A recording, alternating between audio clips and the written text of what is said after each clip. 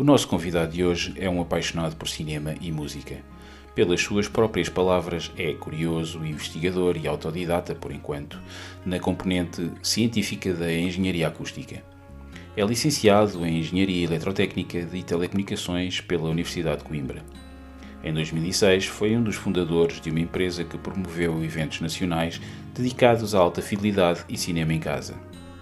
A sua veia metódica levou-o a tirar uma certificação de calibrador pela Imaging Science Foundation, entidade que normalizou o processo de calibração de projetores de vídeo e ecrãs de acordo com os estándares utilizados na produção de conteúdos.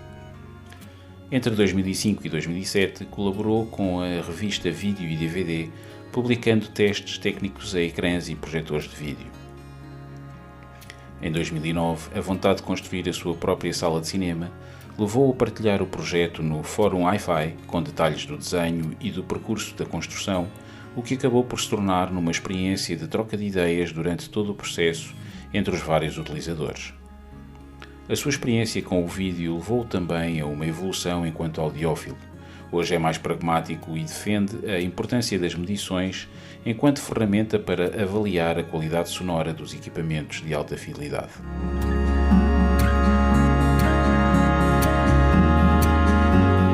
Nuno, quando nos conhecemos, acho que já podíamos considerar que eras um audiófilo, mas eras também o que se poderia considerar um videófilo e hoje estamos aqui a gravar o podcast na tua fantástica sala dedicada de cinema em casa. Pelo que eu me lembro, na altura, na altura, talvez há 16, 17 anos, o teu sistema incluía um projetor Cine 2, um processador TAG McLaren, umas Sonos Faber. Penso que foi imediatamente antes de trocares as colunas por umas BW. Conta-nos um pouco como é que foi esta tua entrada no mundo de alta fidelidade. Aliás, revelaste há pouco, com o microfone fechado, que foi o Rui Borges que te vendeu o teu primeiro sistema. É verdade, sim. E já agora também a tua entrada depois no cinema em casa. Eu diria que, como muitos, e até pela idade que tenho, começou mais pela música do que provavelmente pelo cinema, não é? Os meus pais tinham um hábito que eu achava que era extraordinário, que era todos os dias, sempre que chegava a casa, punham um disco de vinil a tocar, que era o que havia na altura. Portanto, criaram esse hábito. Se calhar esse hábito fez-me também ganhar alguma paixão pela música. Depois houve um momento que eu penso também já partilhei contigo, que achei um momento muito interessante, que foi quando numa revista da What-I-Fi, numa edição da What-I-Fi, já não me recordo exatamente de que ano, apareceu na capa um momento revolucionário da tecnologia, que era o aparecimento do DVD, em que o título era This Disc Will Do It All. E não sei porque essa revista, esse momento marcou-me, porque achei uma coisa extraordinária conseguir incluir num disco vídeo com qualidade supostamente eterna, não é? Ao contrário das cassetes de beta e VHS. Meu pai tinha beta, que se deterioravam imenso e que tinham aqueles efeitos extraordinários que nos obrigavam a fazer o alinhamento da cabeça, a limpar aquilo com uma cotonete, etc. Pronto. Tinha todo um processo associado.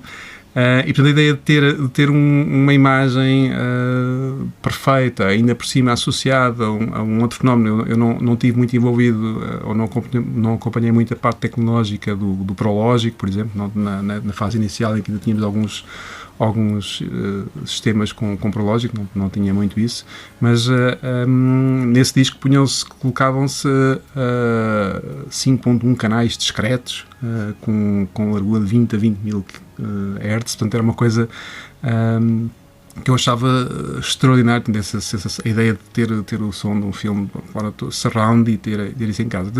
Essa possibilidade abriu um bocadinho o coração, não só para a parte musical, mas também para a parte de cinema. Portanto, foi aí que eu comecei o meu caminho, ou a fazer as minhas pesquisas, e depois andei durante anos a melgar muitas aulas. Mas já gostavas de cinema? Sim, já gostava de cinema. Eras um cinéfilo? Era um cinema. Eu tenho alguns lá por casa, não sei muito bem. Na minha casa, não nesta casa aqui, mas na minha casa em Coimbra, porque eu sou de Coimbra.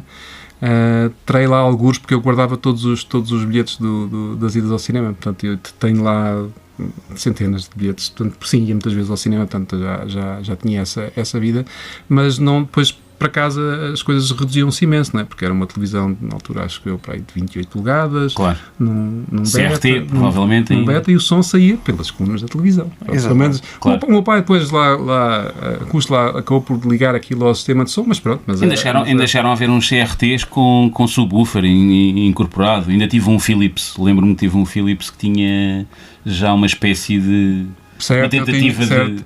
E o pai teve primeiro acho que era uma Nokia, depois teve Sony, mas eram... E sim, eles inventavam coisas supostamente para ter um som fantástico através de uma caixa de plástico. Claro. Que era pronto, grande e pesada, mas é um momento que aquilo, o som daquilo era, como é que ia dizer, questionável. Exato. No mínimo. Certo. Aliás, ainda... Voltando ao cinema e ao DVD, há pouco tempo descobri que o nickname que tu usavas no fórum Wi-Fi, e que é Maverick, afinal não tinha nada a ver com a alcunha do Tom Cruise no Top Gun, mas sim com outra coisa, e que está precisamente relacionada com o teu primeiro contacto com os filmes em DVD. Yeah, I get a lot. É verdade. Quando saiu esta parte tecnológica dos DVDs, obviamente que eu fartei-me de investigar para saber o que é que poderia ter, e comprei, antes de ter qualquer filme, comprei o primeiro leitor de DVDs que saiu dos primeiros modelos que saíram em Portugal, que eram da Sony, acho que era de DVPS 715, acho que ainda me lembro do modelo. Ainda o tenho, algures também, não sei bem aonde, acho que nunca me desfiz dele. E quando foram lançados os primeiros discos em Portugal, que foram lançados, penso eu, pela Warner, que foram 10 DVDs, as primeiras edições em Portugal, e uma delas, que foi, eu comprei na altura, mesmo antes sequer de ter leitor, comprei o disco, e o primeiro disco que eu comprei foi um filme com o Mel Gibson e com a Jodie Foster, que se chama precisamente Maverick, e foi daí que eu usei o meu nickname. Depois, mais tarde, percebi que sou mal interpretado. E que as pessoas acham sempre que tem a ver com isso. Se calhar for agora ainda é pior, não é? Porque as pessoas, o novo filme, o novo Top Gun chama-se mesmo Maverick, e já ninguém se lembra do western. Eu sou-te sincero, porque eu vi esse filme, lembro-me de o ter visto, mas não me recordo do que é que se tratava. É um filme delicioso, na minha opinião. É um filme delicioso. É um western comédia, mas é um filme muito giro. E pronto, não é um filme que me diga assim muito por aí além, mas foi o primeiro DVD que eu comprei. Claro. Muito bem. Nuno, tu és provavelmente a única pessoa que eu conheço do mundo da alta fidelidade que dá tanta atenção ao som como à imagem. Lembro-me, aliás, de um lendário diário da construção da tua sala de cinema em casa que animou o fórum Wi-Fi durante vários meses. Fala-nos um pouco dessa tua aventura. Eu quando comecei a poupar para o meu primeiro sistema, queria ter algo que não comprometesse nem numa coisa nem noutra. Claro que isto não é uma coisa muito fácil de se conseguir, mas procurei uma solução que integrasse os dois mundos da melhor forma possível. Portanto, fui para um processador com amplificação à parte, e que fosse um processador que não tivesse que tivesse reputação também audiófila. Comprei na altura um TAG McLaren, portanto estavas a falar um bocado dos McLaren, quando eles ainda faziam equipamentos eletrónicos, lá numa aventura do Udo Zucker. E pronto, e procurei um bocadinho essa lógica de integrar as duas coisas.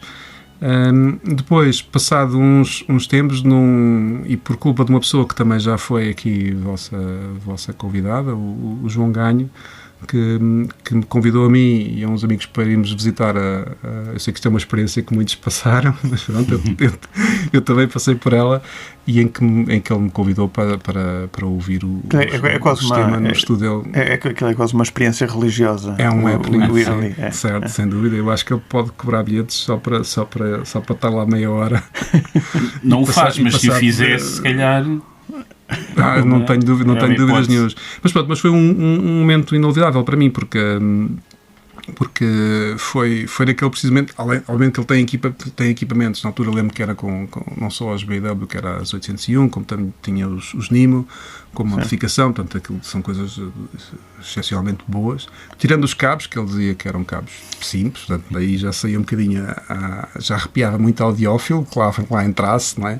Arrepiava, se calhar chegavam lá, ei, pá, não, isto, se tu puseres aqui uns cabos, uns ainda fica melhor, Valhalla, ou uma coisa assim, de uns AudioQuest daqueles estratosféricos, que tem, ou os Transparent Cable, que tem umas caixinhas por aí fora, não, isto aí é que transportava-te para o céu, de uma boa maneira, entenda-se, mas realmente foi uma experiência extraordinária, e na conversa com ele e também com o Marcelo Tavares, que foi quem foi o responsável pela componente acústica do estúdio, percebi que realmente a parte acústica tem um papel preponderante, e esse foi o momento que marcou e que para mim tomei como decisão absoluta de fazer todos os esforços possíveis e impossíveis, seja num quarto de 3x3, seja num sótão ou num espaço dedicado, dependendo daquilo que eu conseguisse, obviamente, eu tinha que ter uma sala que fosse tratada acusticamente. Até porque não é uma coisa, para mim a beleza da componente do tratamento acústico é que não precisa ser necessariamente uma coisa absolutamente cara.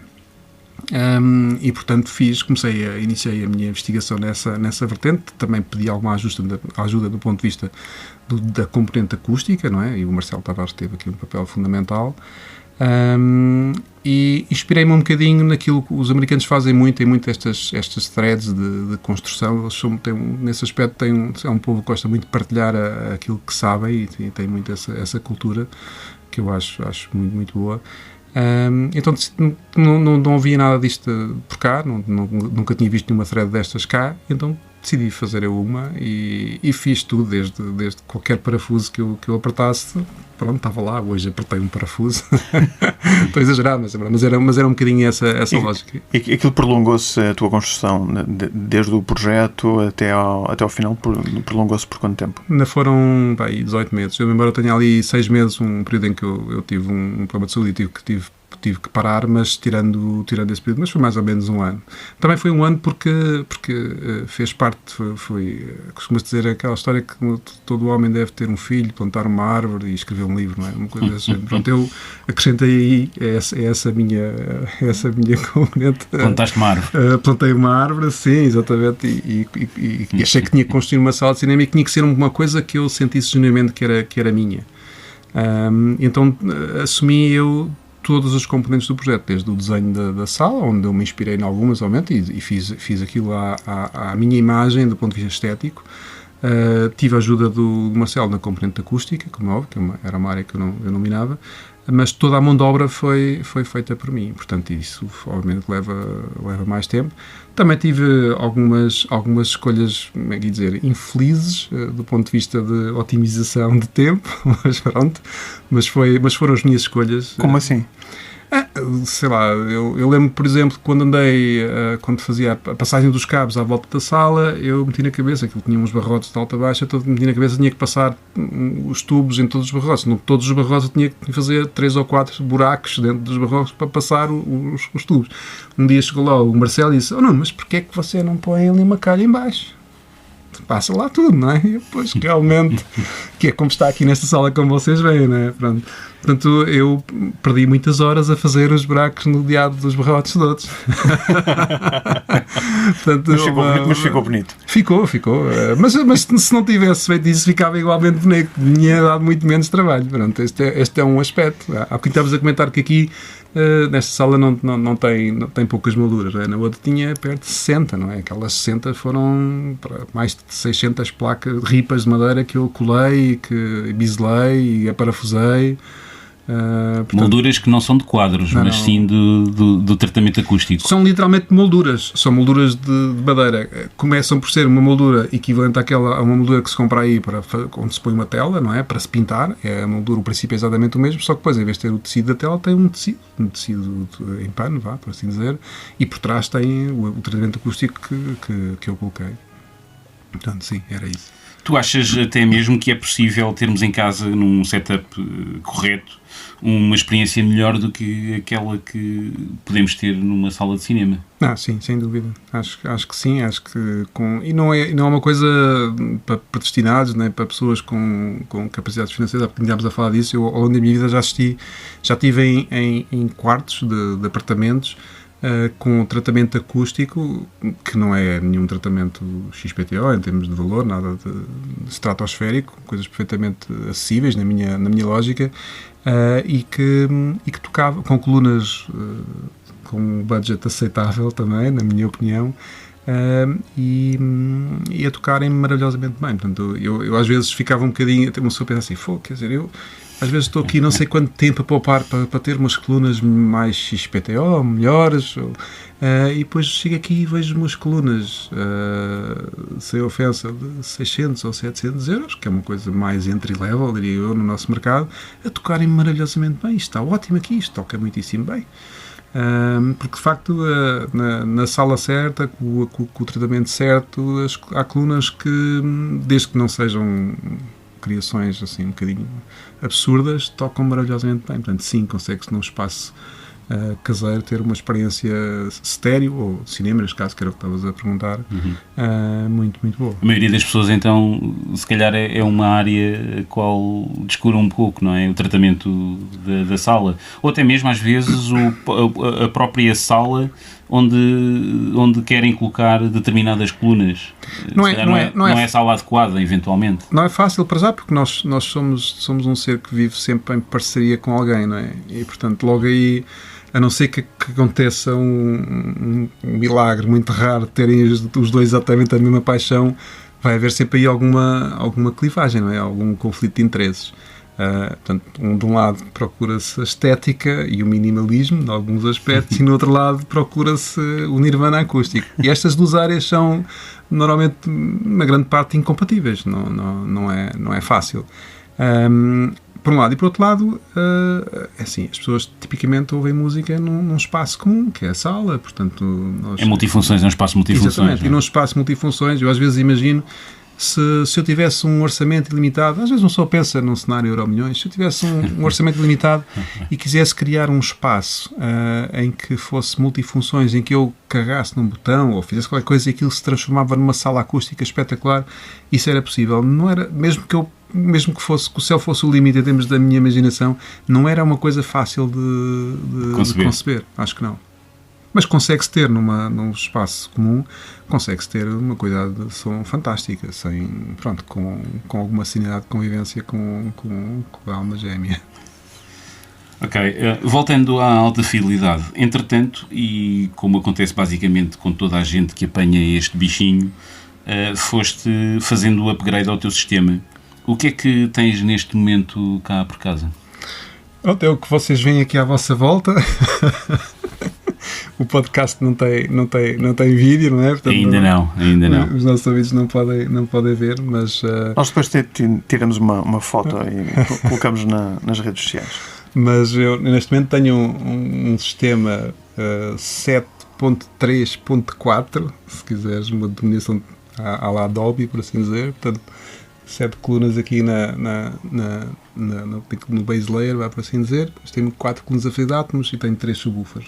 Portanto, aderiste agora também à moda do Atmos? Sim, aderi há coisa de 1 ano e meio e sou um fã. Faz mesmo diferença? Gosto imenso da experiência. Sim, não tenho dúvidas nenhumas que, bem implementado, acho que faz uma diferença extraordinária, sim.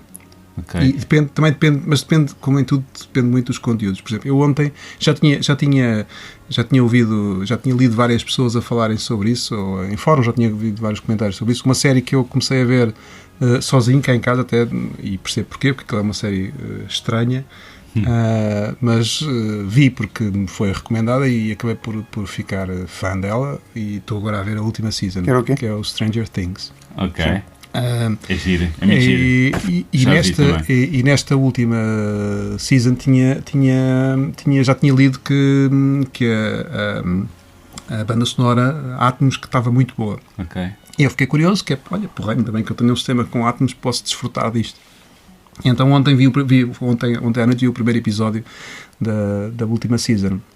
E realmente estava a ver e pensei, espetacular. Tá, isto realmente, em termos de Atmos, está muito, muito bom. Ok. Por tudo, por efeitos que aparecem em cima, pela ambiência e tudo isso, mas isso não acontece. Ou seja, cria-te uma experiência que é efetivamente superior àquela que tu terias se estivesse simplesmente a ver aquilo num televisor só com externo. Sim, sem dúvida. Sim, é uma experiência. Arrisco dizer até mesmo, se calhar, só 5.1. Não é? Se calhar... Se o conteúdo for bom, a experiência já muda. É sempre boa. Okay. Seja 5.1 ou até mesmo se o conteúdo for bom, a pessoa desfruta porque está completamente imersa naquilo que está a ver e, portanto, acaba por ser. Mas a verdade é que o som traz-nos uma dimensão diferente. Eu aqui há uns dias trouxe um amigo meu aqui a casa.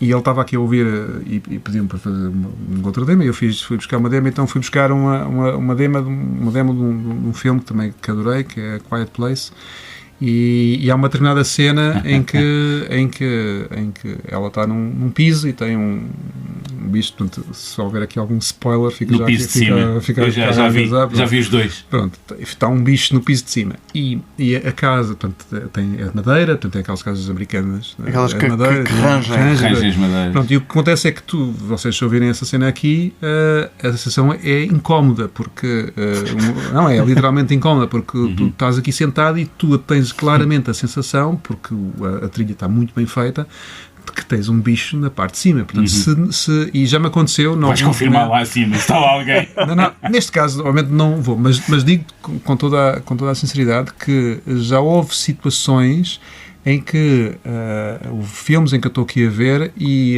eu acendo as luzes porque pensei, anda aqui uma mosca dentro, entrou aqui uma mosca dentro. Não, é verdade. E depois penso, não, porque depois passo pausa, é o filme. Pronto. E isto é a melhor coisa que uma pessoa pode ter. Tu sentiste incomodado com uma coisa, pensei, que diabo, anda aqui uma mosca dentro, deve ter entrado aqui pela garagem, anda aqui uma mosca dentro e eu vou-me ver vai ser um inferno para apanhar, porque esta sala é uma sala escura, não é? Uma mosca numa cozinha é uma coisa relativamente fácil de apanhar, ou numa sala que não tivermos, é muito fácil, não é? Aqui nesta sala, como vocês veem, isto é um sítio escuro, eu tenho dificuldades em ler aqui dentro, tenho que ligar as luzes todas, mas as moscas põem-se num sítio, e mesmo que o único sítio branco que está é a tela, eu não vou provavelmente matar uma mosca nesta tela, não é? Senão depois tenho que a drogar. Por isso já me aconteceu isso, mas no A Quiet Place é uma experiência que pode ser aterradora para quem não estiver preparado em algumas cenas e há momentos que te assustas. Todo o conceito desse filme é muito engraçante, é muito interessante, porque passa-se quase todo em silêncio, certo? Né? E depois só e não deixa de ser extraordinário. Eu achava engraçado porque uma das logo aqui é um bom motivo pelo facto de existir o Atmos, porque esse filme via ser falado e dizia, este filme é muito bom para demonstrações de Atmos, e foi essa a principal razão, lamento dizer, que eu fui buscar. E felizmente também era um bom filme. Certo. Fui dizer, tenho que comprar isto. Pronto, e comprei o Blu-ray 4K, Atmos tem que ter, não é? Certo. Tem que ser, senão não vou, para ver o filme. E quando vi o filme, aconteceu uma coisa que já me acontecia há imenso tempo, no cinema é uma coisa maravilhosa de acontecer, que é, eu depois andei ansioso para sair o 2, porque eu gostei tanto do primeiro, normalmente os dois estragam, mas neste caso isso nem por acontece. Acaso não acontece, não. Normalmente os dois tragam, mas eu estava ansioso. Quando saiu finalmente o 2, quero ver isto. O 2 é igualmente bom, por acaso. Exatamente. Bem, então vamos então falar daquilo que é também a razão por estarmos aqui hoje contigo, que é ao contrário do que acontece com o mundo da imagem, onde é difícil, embora não impossível, duas pessoas olharem para um ecrã ou uma projeção numa tela e verem algo de diferente. No mundo da alta fidelidade, isso basicamente acontece a toda a hora. Ou seja, a subjetividade parece fazer parte deste hobby que nós tanto gostamos. No entanto, hoje rendeste, se é que se pode dizer assim, à objetividade das medições. Isso fez parte de todo um processo ou a partir de um determinado momento surgiu quase como de repente, como uma epifania? Ok, neste momento ouviu-se muitas pessoas a desligarem o podcast. Pronto. A conversa foi gira até agora. Está bem interessante, mas foi correr. Normalmente o podcast tem 1 hora, mas já estamos em 22 minutos. Pronto, é hora de passar a outro sítio.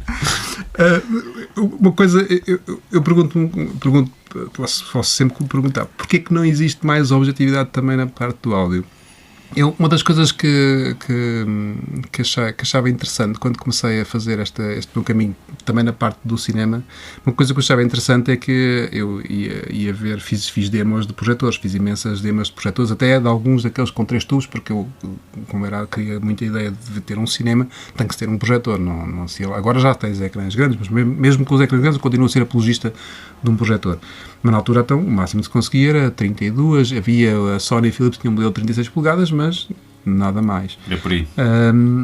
Portanto, eu procurava projetores e vi imensas demos de projetores e, invariavelmente, em todas as demos em que eu ia, achava-se interessante, principalmente para alguns que se intitulavam videófilos e que eram uns conhecedores daquilo que estavam a apresentar. E o que é que eles faziam? Eles faziam a calibração do tom de pele a olho. Pronto.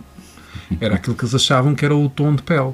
E havia uns que utilizavam um filme, outros utilizavam outro tipo de filme, havia uns que tinham sempre a mesma referência, mas que calibravam aquilo ao olho deles, não é? Pronto, que não é exatamente o meu. Portanto, a mim fazia um bocado de confusão. Eu depois achava... Porque também fazia confusão? Porque havia uns que eu não concordava e outros concordava pelo que eu considero o correto. E o correto é sempre muito relativo, porque o próprio realizador pode dar um cariz diferente. Uma alma qualquer que queira calibrar o tom de pele de um projetor, utilizando o Matrix, por exemplo, garanto que não vai conseguir. Não vai conseguir. E vai ou então aquilo deixa de ficar com um tom jardeado. Certo. Ou não, fica seguramente. E ainda por cima, como vocês sabem, o filme tem sempre 2 momentos em que o tom é diferente, quando está no mundo real ou quando não está no mundo real. É diferente. Não é? E, portanto, vai depender. Uma pessoa estou a calibrar o projetor pelo tom de pele, de repente passa de uma cena do mundo real, isto já está tudo mal outra vez, vou ter que voltar atrás. Portanto, tem que haver uma referência a algures para esta componente. E isso levou-me também a procurar referência nessa área. Fiz uns cursos nessa área, na área uns cursos ISF, lá está, ligados aos estándares internacionais, ligados à calibração e à imagem. E aí a indústria rendeu-se e as pessoas renderam-se um bocado, ok, sim, realmente faz sentido, nós temos aqui um conjunto de parâmetros pelos quais nos devemos seguir e que todos os projetores devem seguir esta lógica. E agora já não se ouvem muitas vozes de, não, mas eu gosto de ver as pessoas carregadas de vermelho, portanto eu vejo que é o my money, portanto eu vejo as coisas como eu bem entender. Eu acho que aí as pessoas renderam-se um bocado a essa objetividade, não é? A questão das medições, porque são números sempre, são imensos números, e agora com os HDRs e afins existem ainda mais números para se calibrar, portanto é um processo relativamente complexo, mas as pessoas estão mais ou menos rendidas à objetividade. Mas não no áudio? No áudio não. No áudio não existe. Eu acho que, por acaso, às vezes sinto que no início dos anos 80 éramos mais objetivos, porque nessa altura procurava-se mais, avaliava-se muitas vezes as coisas pelos números que se viam nas especificações, que os fabricantes, não sei se talvez até pudessem ser mais honestos nessa altura do que são agora, mas olhava-se muito para isso. Eu lembro que achava muita piada, adorava os catálogos da Sony, que ia lá ver, tinha lá a gama ES, aquelas coisas lindas de morrer, com os painéis de madeira do lado. Quem é que tinha menor distorção harmónica total? Quanto mais caro era o aparelho, mais o SNR ia aumentando, e quando aquilo chegava tipo aos 110 decibéis, era uma coisa, isto deve ser muito bom mesmo. Pronto. Mas no final do dia, isto era uma percepção minha, não era baseada em experiência propriamente dita. Mas pronto, depois não deixa de ser engraçado que no vídeo já não existe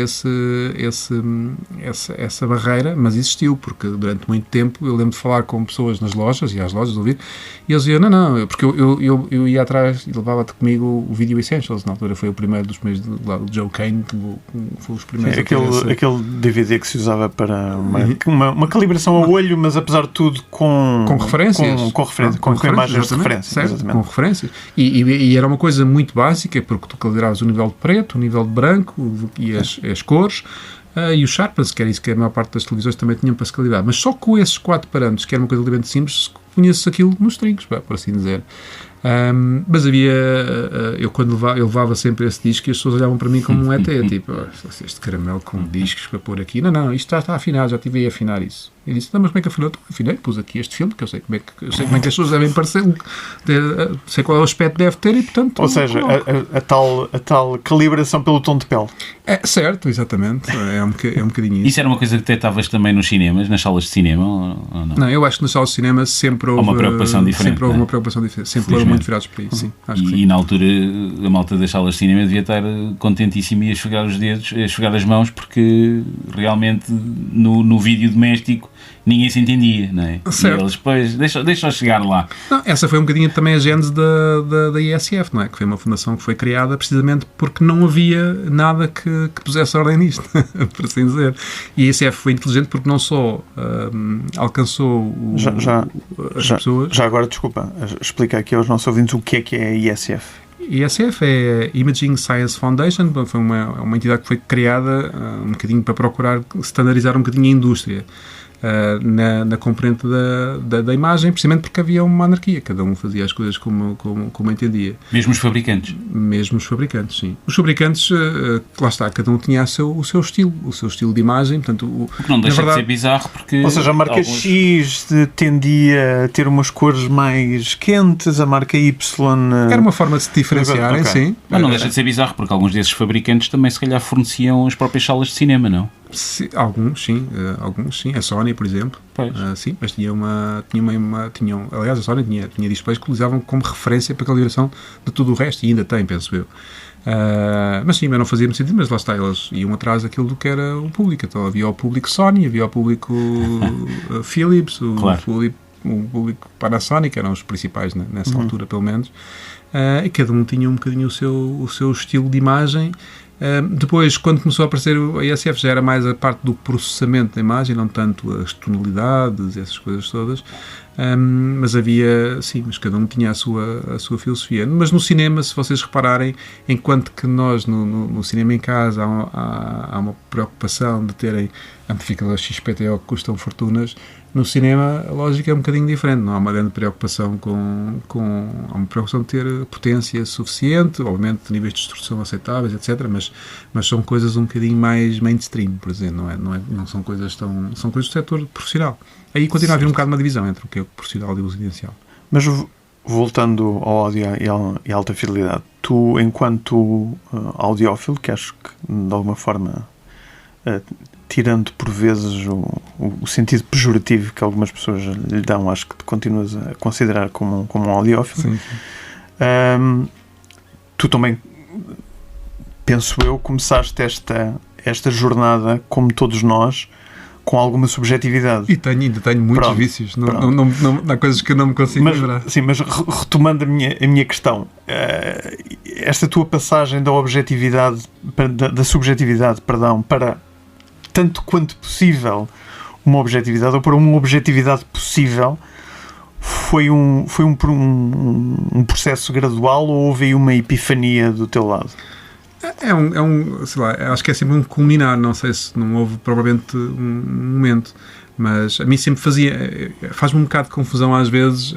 Eu assistia, sei lá, centenas de demonstrações e às vezes fazia-me confusão, sentia-me um bocadinho quase que diminuído, porque chegava lá uma demonstração de um cabo de corrente, por exemplo, então vi isto em shows, então chegava lá, olha, agora ouçam com o cabo standard que vem com o aparelho, não se ouve a música, ok, estou a ouvir, agora vocês vão ouvir uma coisa completamente diferente, assim, dos Monty Python, e punham lá um cabo que custava, um cabo de setor que custava, sei lá, 300 euros ou 400 euros, portanto, uma coisa um bocadinho mais cara do que um cabo normal. Estão a ver, e então estava o demonstrador, olha, estão a ver a quantidade de informação adicional que vocês têm, e eu pensava que cá os meus botões. Não. Já repararam no silêncio? Não consigo notar a diferença. Portanto, pronto, mas lá está, mas possível, eu pensava assim, mas isto é uma limitação minha, não é? E se calhar pronto, é uma limitação minha, mas não, então penso assim, mas como é que eu posso então diferenciar isto? Então se há coisas se notam diferenças, tem que se conseguir medi-las, não é? Pronto, eu acredito um bocadinho nessa filosofia. Tem que se conseguir medir, se eu noto uma diferença em algo, tenho que conseguir medir. Eu garanto que eu coloco aqui, estão aqui estas colunas, se eu colocar aqui outras colunas, as colunas que estão lá em cima, embora sejam do mesmo fabricante, mas umas colunas de um outro fabricante que eu sei que tem uma tonalidade diferente, porque aí nos fabricantes de colunas aí, sim, procura-se um bocadinho ter uma identidade própria. Se eu colocar aqui, eu garanto que eu consigo, num blind test, distinguir uma e outra. Consigo, porque é que consigo? Porque também, se for a seguir medir, consigo medir diferenças. Porque eles os fabricantes têm filosofias diferentes. Pode haver fabricantes que são parecidos uns aos outros, mas se eu pegar aqui numa coisa completamente diferente deste focal, garanto que vou conseguir notar essa diferença e consigo medi-la. Então procurei um bocadinho isso. E foi, talvez, queres que eu te diga, um ponto de viragem, foi esse. Não, eu tenho que ter uma maneira de medir essa diferença, ou tem que haver qualquer coisa que eu consiga diferenciar entre o produto A e o produto B. Se isso depois é audível, já são outros clientes, não é? Porque depois é onde é que está o nosso limite de audição. Um dos termos que muitas vezes procura, cá estamos a falar sobre isso, a questão da relação sinal-ruído e da distorção harmónica total. Portanto, esses dois parâmetros, por exemplo, é óbvio que uma pessoa sabe, quanto menor for a distorção e quanto maior for a relação sinal-ruído, melhor, em termos teóricos, as coisas funcionam. Agora, será que se tiver um aparelho que mede 100 e um que mede, vou ser dramático, 50, eu não conseguir notar diferença? Eu acho que sim. Entre um que mede 100 e um que mede 80, será que eu consigo notar a diferença? Se calhar não sei. Mas a verdade é, do ponto de vista de desenvolvimento de engenharia, eu prefiro ter uma coisa que se eu considerar que o bom é 60, não é? Para aquilo que é um standard, e isso depois consegue-se mais ou menos ter uma ideia em função daquilo que é o que é um standard adequado para estes items. Se eu achar que isso é uma coisa se eu achar que do ponto de vista de engenharia está bem concebido, então eu prefiro investir numa coisa que seja bem concebida, numa coisa que seja à partida mal concebida. Eu vejo muitas vezes em processadores de áudio são colocados testes, e isto é uma coisa que eu acho curiosa, que é um dos elementos que é testado em tudo em processador, na parte dos processadores, é o conversor digital analógico. Porquê? Porque os conteúdos são transmitidos nas suas, tirando o vinil, não é? Ou cassetes, mas o vinil ainda é o que se usa. Vem sempre, o conteúdo vem digital e nós ouvimos em sistemas analógicos, portanto tem que haver um processo de conversão. Ora, se nesse processo de conversão, a resolução da conversão, e isso pode-se medir, é inferior a 16 bits, quer dizer, andamos todos muito preocupados em ter uma coisa... Vai-se perder a informação. Perde-se, exatamente. E se eu faço um teste, olha, este conversão... E há muitas coisas que têm reviews extraordinárias e que têm e que no processo de conversão digital para analógico tem uma capacidade de resolução de 15 bits ou de 14 bits. Então, mas ao mesmo tempo a pessoa que os compra é uma pessoa que se preocupa, sei lá, falando daquele tema que estamos a falar há bocado, em comprar álbuns 24 bits com resolução de 192 kHz, etc. Portanto, procuram coisas que são ex-libris do ponto de vista do master, não é? Portanto, se eu tenho essa preocupação de ter uma coisa em que o conteúdo seja o mais puro possível e o mais informativo possível, depois a seguir vou colocar num sistema que nem sequer tem uma resolução de 16 bits, que é o do CD standard Redbook, não é? Portanto, acho que é importante ter esta informação, mas se eu depois consigo distinguir entre um DAC que me dá só 16 bits ou um que me dá 15 bits, não sei, mas eu tenho mínimos. Então, mas neste ponto em que estás deste teu percurso audiófilo, a ideia que tens é que se algo mede bem não pode deixar de soar bem? Ou é um bocado o contrário? Se mede mal, provavelmente não vai soar tão bem como poderia soar? Voltamos ao tema de onde é que está o meu limite, ou a minha capacidade. Quando digo meu, não é o meu do Nuno, é o meu de qualquer pessoa. Onde é que está o meu limite, ou a minha capacidade, seja do sistema, para detectar essa diferença. Mas, independentemente disso, se eu vou investir 1.000, 2.000, 3.000, 4.000 euros, ou seja o que for, em algo de um aparelho, eu espero que, do ponto de vista tecnológico, seja uma coisa bem desenhada e com uma boa performance. Porque senão depois, lá está, depois entra a parte do nosso inimigo, que já é uma componente subjetiva, que é, se eu sei que aquilo efetivamente até mede muito mal, se eu estiver a ouvir uma música qualquer e por alguma razão o conteúdo em si tem distorção, porque há muitas, temos os loudness wars, são profícuos nessa componente, e depois vou estar sempre a pensar, então este sistema só me resolve de 15 bits e é por causa disso é que eu estou a ouvir o som desta forma miserável. Portanto, eu gosto no sentido de tentar simplificar a minha vida, eu tento tirar o máximo de elementos da equação. E se este componente, naquilo que são os elementos, os indicadores objetivos que eu posso medir, é um bom elemento, então não é aqui que está o elemento o elo mais fraco do meu sistema. E penso um bocadinho nessa lógica. Portanto, nesse aspecto, eu diria que uso a parte objetiva. Eu não sei se infelizmente para mim, ou felizmente, não sei dizer exatamente, mas não consigo ser um objetivista puro. Não continuo a ser um bocado influenciado. Porquê? Porque eu sou o produto de muitos anos de toneladas de revistas e de toda aquela adjetivação que nós lemos em toda a parte, não é? Dos microdetalhes, do grave tenso, ou seco, ou dos médios aveludados, ou dos agudos, sei lá, qualquer coisa, não é? Portanto, o céu é o limite do ponto de vista dos adjetivos que o pessoal ia utilizar na descrição de um som. Mas achas que há semelhança daquilo que estávamos a falar há pouco em relação às revistas que se compravam nos anos 80 e 90? Os fabricantes tinham um papel mais ativo a fazerem nessa área, nesse campo, numa perspectiva de ajudar o potencial cliente a decidir. Pedagógica, quase. Sim, diria que até pedagógica, sim. Sim, por exemplo, passando para o tema da imagem, os fabricantes na altura não tinham isso e a SF ajudou-os muito nesse sentido, porque passou a dizer-lhes, olha, isto é importante aparecer, isto é importante porque nós temos que seguir um conjunto de standards. Então, seguindo esse teu pensamento, achas que fazia sentido surgir uma entidade que fizesse esse trabalho também no mundo do áudio, de alta fidelidade? Eu vejo com agrado um site que é altamente polémico, não é? Portanto, aqui os restantes ouvintes do podcast vão agora desaparecer, não é? Os que ainda tinham sobrado, os que ainda estão a tolerar esta conversa, este absurdo. Como é que se chama esse website? Que é o Audio Science Review, portanto lá está, acho que o nome diz. Já me tinhas falado sobre ele e eu fui pesquisar. É altamente polémico, porquê? Porque é populado por objetivistas, portanto uma pessoa que chega lá e que diga eu ouvi este e aquele e este soa muito melhor, as pessoas, porque é que soa muito melhor? Parece-me que tem os agudos mais estendidos. Em que é que baseias isso? Estive a ouvir. Mas isso para mim não me serve rigorosamente nada. O que me estás a dizer, que isso toca muito melhor, mas não me serve nada. A mim serve. Isso é a tua experiência no teu contexto, num determinado momento, numa determinada sala, com uma determinada conjugação de fatores. Mas olha, é curioso falares nisso, porque no outro dia estive lá a ver precisamente uma review acerca de um DAC, em que eu percebi que aquilo, pelo que eu percebi, aquilo é uma espécie de coletivo.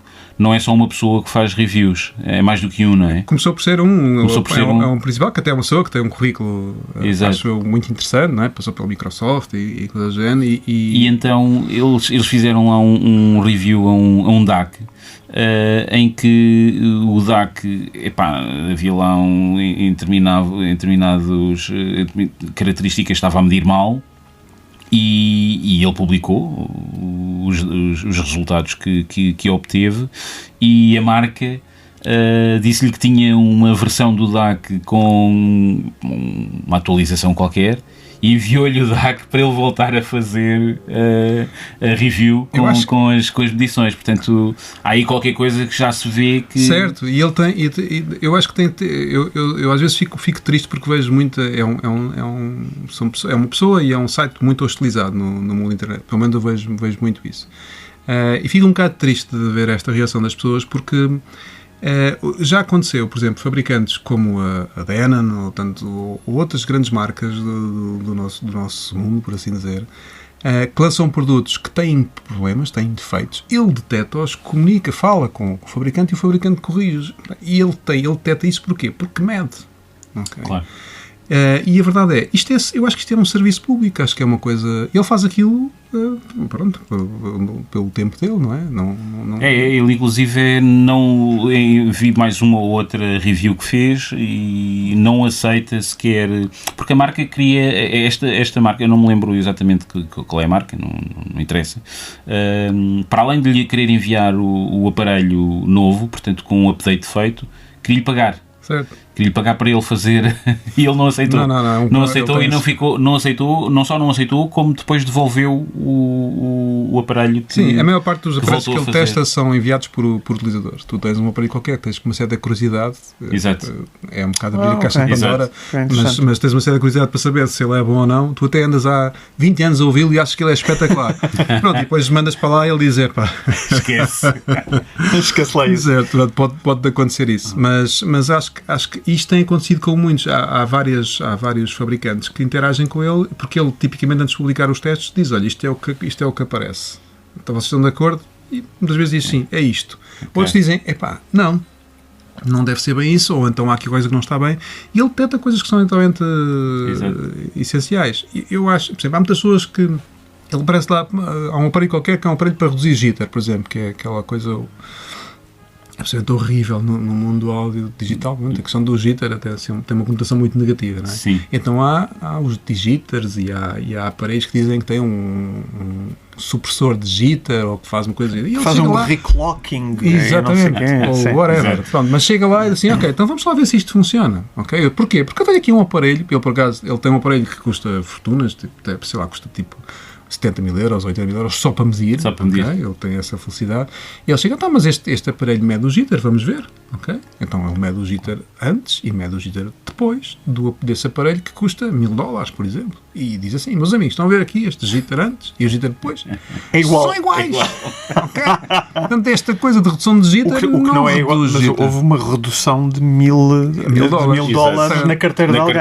Pronto, e as pessoas não gostam disto. Porquê? Porque eu que há uns tempos achei um artigo delicioso que falava um bocadinho sobre a questão explicava porque é que as pessoas, mesmo confrontadas com factos, não aceitam, porque tu podes tentar fazer uma demonstração a dizer que a Terra é redonda, mas aparece uma pessoa que diz, não, a Terra não é redonda. Plana, okay? Já há vários. É plana. Há bastantes. E tu pegas essa pessoa e leva-la para o espaço e dizes, estás a ver, olha para ali, a Terra é redonda. Não, a pessoa recusa-se a ver isto. É uma consequência emocional, nós temos que nos agarrar a qualquer coisa e agarramos mais à parte emocional e menos à parte racional nestes aspectos. Era aí que também que eu ia chegar. Não achas que isso quebra, sendo este hobby uma paixão, não achas que isso pode quebrar se nos guiarmos? Tira um bocadinho. Tira um bocadinho o romantismo à coisa. É verdade, sim. Portanto, é bom continuarmos a acreditar que não, porque aqui entramos a ignorância é uma benção, não é?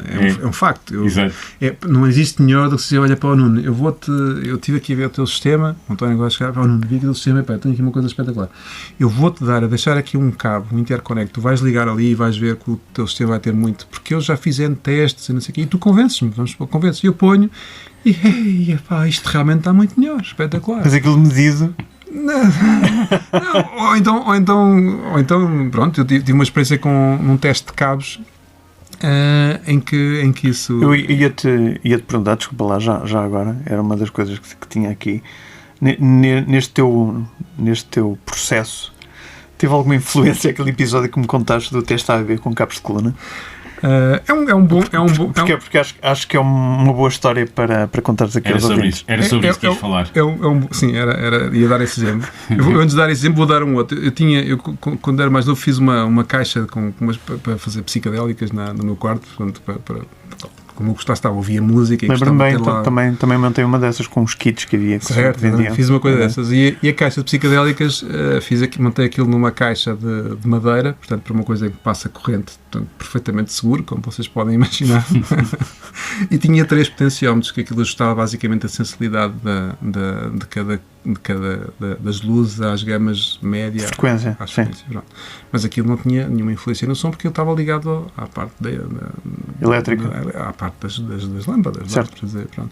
Então um dia fui lá e não tinha, aquilo não estava ligado por norma. Porquê? Porque eu só ligava às psicadélicas se apagasse quando estava sozinho. Quando estava sozinho, e se tivesse música a tocar. Então foi lá uma vez um amigo a casa, eu tinha, sei lá, uns 15 ou 6 anos, foi lá à minha casa e vi lá aquela caixinha, que eu tinha a caixinha na parede, e pôs-se a mexer nos potenciómetros. Estávamos a ouvir música lá no quarto, pôs-se a fazer, e eu disse, realmente nota-se aqui um bocadinho de diferença nos outros. Não se nota porque aquilo estava desligado. Certo? É exatamente isso. Há um bocadinho essa crença. As pessoas ouvem aquilo que querem, que acreditam. Pronto, não sei, se calhar estava a querer ser simpático comigo. Não, realmente, isto nota-se aqui um bocadinho. Os agudos estão um bocadinho. Quando eu ouvir, pois, eu não o contrariei. Não expus. Pois, realmente, isso é uma caixa negra que está aí, torna-se muito melhor. Mas sim, eu quando montei o meu primeiro sistema, preocupei-me primeiro com o setup inicial. Eu, como estava a dizer há bocadinho, que foi o Rui Borges é que me fez a demonstração. Eu levei 2 ou 3 pares de colunas comigo, já tinha escolhido mais ou menos o resto, o processador, o amplificador e a fonte estavam escolhidas, e foi isso que ele montou lá. O último elemento, porque na altura eu considerava que as colunas eram o que tinha mais impacto naquilo que iam ser as minhas preferências musicais, então levei 2 pares de colunas comigo e pedi lá na loja para ouvir mais outros 2 ou 3 pares que eles tinham lá, e para tentar tomar uma decisão sobre qual era a sonoridade que eu gostava mais. E por acaso aquelas que eu pedi para ouvir, ouvi umas, não gostei, não era as lojas que eu gostei, e eu lembro perfeitamente o Rui, então espera só um bocadinho, então foi lá dentro, trouxe-me outro par de colunas que eu nunca tinha ouvido falar na vida, pôs-me as colunas a tocar, e foram essas colunas que eu acabei por comprar. Portanto, ele vendeu-me mesmo o sistema, e foram as colunas que eu mais gostei. Mas depois de ter comprado o sistema todo, ficou a restar um elemento absolutamente preponderante na qualidade sonora em qualquer experiência. Portanto, tem um impacto brutal. Pelo menos 10%, pelo menos era mais ou menos 10, 15%, não é? Que eram os cabos de coluna. Pronto, eu na altura ainda não tinha, era um bocadinho ingênuo nessa, pronto, ok, sim senhora, então vamos a tudo, e defini a qualidade do cabo em função de um budget. Portanto, olha, para este budget o que é que tem? Temos aqui dois tipos, não, temos aqui este que custava tipo 50 euros o metro, mas coisa que já é um cabo caro, ok, estamos a falar de 50 euros o metro, e o outro custava o dobro, custava 90 ou 80, os dois do mesmo fabricante. Basicamente a diferença entre um e outro, sem entrar em muitos pormenores para não ferir suscetibilidades, era um tinha o dobro da secção do outro, mais coisa, menos coisa, mas a diferença era essencialmente essa, porque os materiais eram iguais. Então veio emprestar, a loja emprestou-me os dois cabos, e ele veio para casa. Pronto, eu nesse tive um momento de clarividência e pensei assim, se calhar a melhor maneira de eu conseguir determinar a qualidade de um e do outro é fazer aqui um blind test, ok? Vamos ouvir um e outro para perceber qual é que é a diferença. Então pedi na altura à minha mulher para me ajudar neste processo. Então o que é que eu fiz?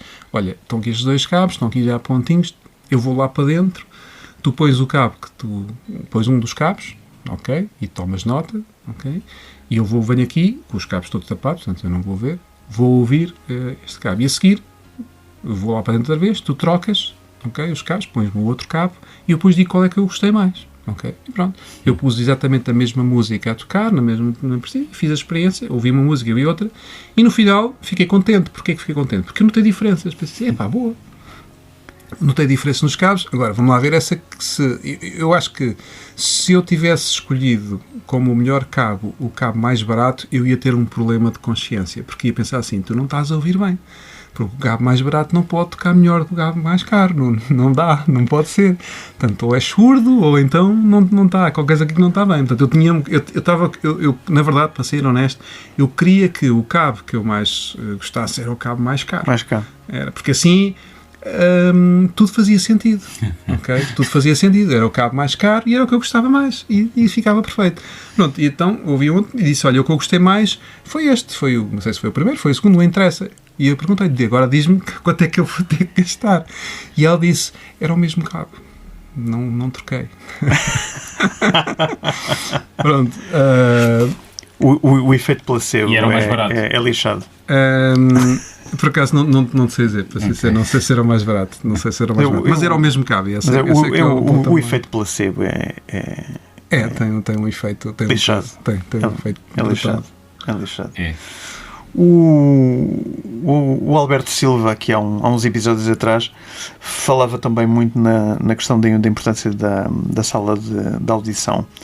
Nesse contexto, não achas que seja possível que algo que não meça bem possa passar a soar bem num determinado ambiente acústico que é mais determinado pelo local onde é feita a audição? Depende do que é da dimensão do não meça bem e se essa parte do não meça bem é uma coisa que se é audível, se não é audível, depende um bocadinho desse limite. Mas, tal como falámos já antes, acho que a sala de audição tem um impacto muito, muito grande. Eu tenho aqui 2 sistemas, uma sala dedicada, trabalhada acusticamente, que mesmo assim tem defeitos acústicos, ok? Esta sala não é perfeita, longe disso. E temos, como vocês viram, numa sala de estar, um outro sistema, e garanto que se eu pegar nessas, não vou fazer, porque senão morria, mas se eu pegar este sistema e puser lá acima, a experiência sonora vai ser completamente diferente, sendo que esta aqui é 1 milhão de vezes melhor, isso não tenho dúvidas nenhumas. Por isso acho que o espaço, eu não consigo quantificar a percentagem ou o peso, mas acho que ao longo de toda a vida que me resta, se algum dia mudar de casa ou de local de audição, vou ter sempre como primeiro ponto ter um espaço que seja tratado acusticamente. Senão, quer dizer, nós podemos sempre virar-nos para a questão dos conteúdos, não é? Porque eu fui feliz durante muitos anos a ouvir num quarto, sem qualquer tipo de tratamento, com umas colunas de tuta e meia, e tive experiências sonoras fantásticas, sempre adorei, portanto, porque aí, se calhar, o meu foco total era o conteúdo. Eu, sei lá, das melhores experiências que eu recordo, assim, musicais, não é das melhores, mas experiências musicais que eu tive muito boas, foi ouvir ao ar livre, numas colunas da CIE, que era uma marca portuguesa. Eu lembro-me da CIE, a tocar numa feira que eu costumava ir lá, e então às vezes ia para lá à tarde, na altura das férias, que era na altura do verão, ou perto do verão, ia para lá à tarde ouvir música, então lembro perfeitamente, não me esqueço, estar lá aquilo a tocar, a passar um álbum ao vivo dos Supertramp, que é do Supertramp, o Live in Paris, e eu lembro de ouvir e pensei assim, isto tem um som absolutamente maravilhoso, naquelas aparelhos que vocês recordam-se que eram de chão, com móveis, não sei o que, era uma coisa deliciosa, e aquilo era uma aparelhagem que na altura para mim custava uma fortuna, custava tipo uns 200 contos, uma coisa do género, uma coisa absolutamente brutal, mas eu digo-vos, o som que eu ouvi daquilo é, isto tem um som espetacular, eu quando for grande quero ter isto. Isto foi uma experiência muito boa. Qual é que era o tratamento acústico ali? Nenhum. Ar livre, zero. Numas colunas que não sei, não tinham, tecnologicamente não tinham nada de extraordinário. Hoje em dia, qualquer coluna, uma pessoa para ver o datasheet de uma coluna, vai chegar lá e ver que aquilo tem N coisas, até é madeira, deve ter um tratamento específico para evitar que os agudos reflitam no sentido inverso. Há muitas coisas, muitos pormenores que os fabricantes defendem, que como tendo impacto na performance final.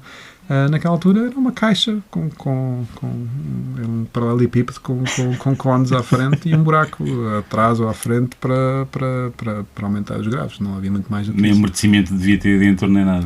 Tinha uma espumazinha. Eu tive umas colunas, acho que era da Technics, que depois abri, não é? E desmembrei aquilo tudo e fiz daquilo um subwoofer até, acho eu.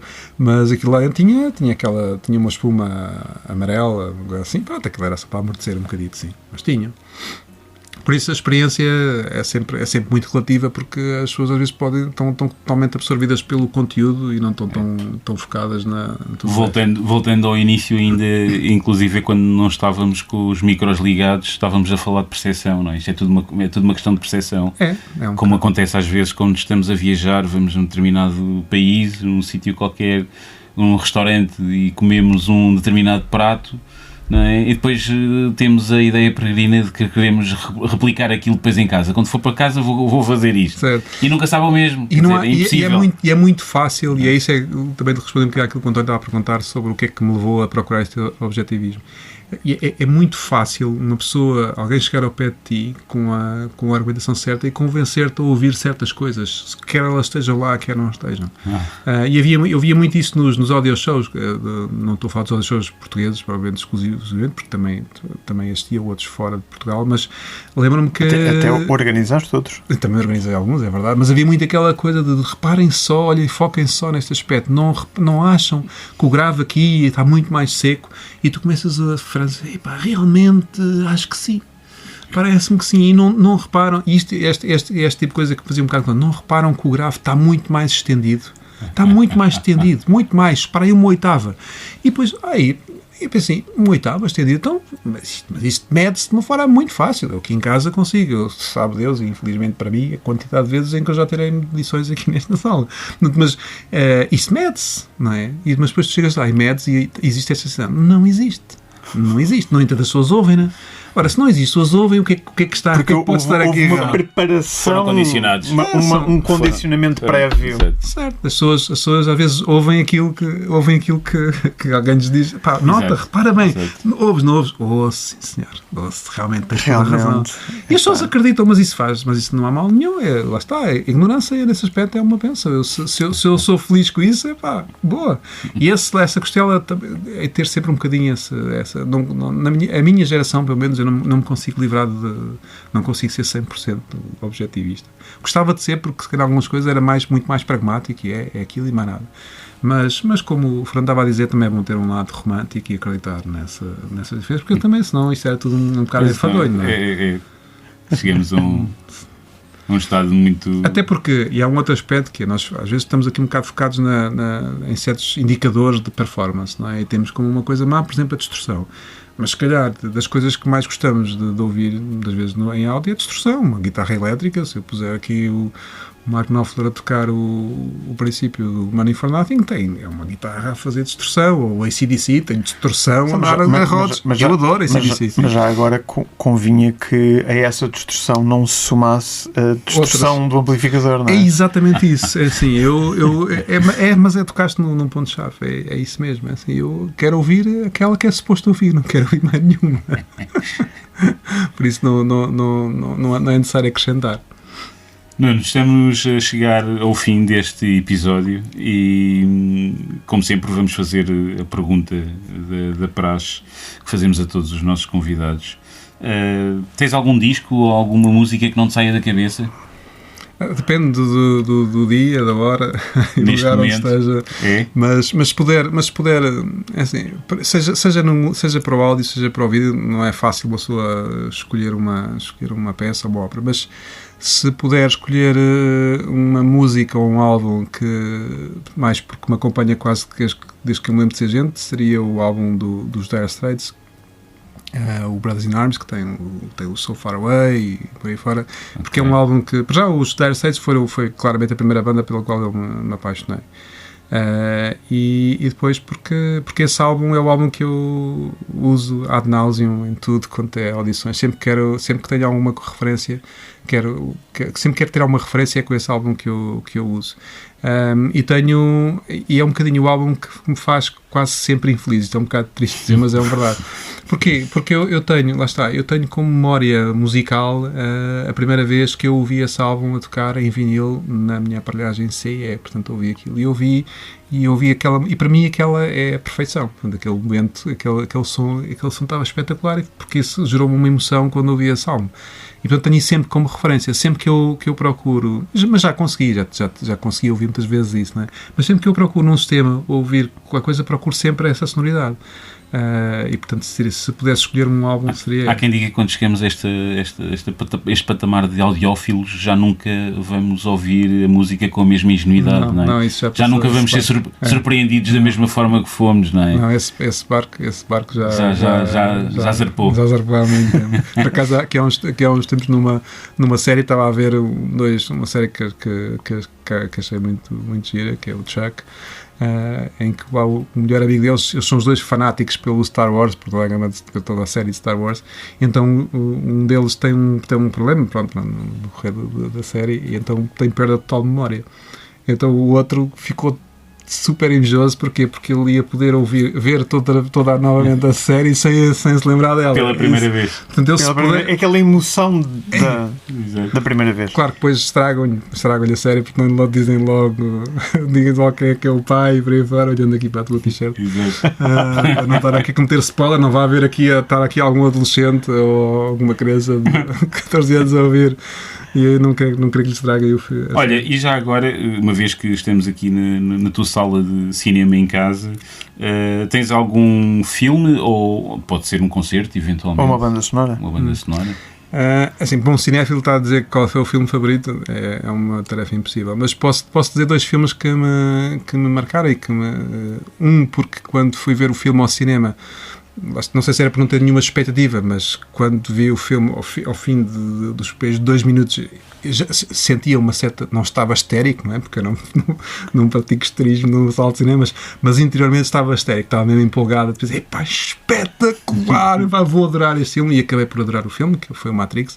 Esse foi um filme, foi claramente uma referência o para primeiro. mim. O primeiro.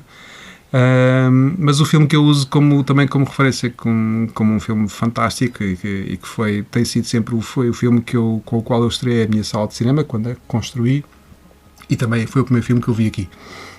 Foi o Alien, o 8º passageiro do Ridley Scott. Embora eu também goste imenso do segundo, os outros já não acho tanta piada, de longe. Sim, mas o primeiro é fantástico. Muito bom. Portanto, se pudesse escolher qualquer coisa. 2 obras, isto para sair um bocadinho do lugar comum dos Condenados de Shawshank, por exemplo, que é um filme absolutamente extraordinário, ou Star Wars, por aí fora. Mas estes 2, o Alien e não falei do Maverick, mas esse aí. Mas esse tem um lugar especial no teu coração. Esse tem outros contextos. Esse lá está, tem a emoção do primeiro. Certo. Mas foi engraçado porque essa caixa ainda era naquelas caixas de cartão e plástico, essa caixa que eu tenho aí, está aqui o filme. Essa caixa teve o filme, teve meses até eu ver o filme, porque eu demorei algum tempo até comprar o DVD. O leitor entenda-se, exato. Muito bem. Nuno Santos, foi um prazer. Muito obrigado. Para mim também, obrigado. Obrigado pelo convite também de virmos aqui à tua sala. Foi um Mas gosto. pronto, isso é algo que vamos ficar agora por aqui com emoção para nós e fazer pirraça aos nossos ouvintes. Tá. Okay, obrigado. Obrigado.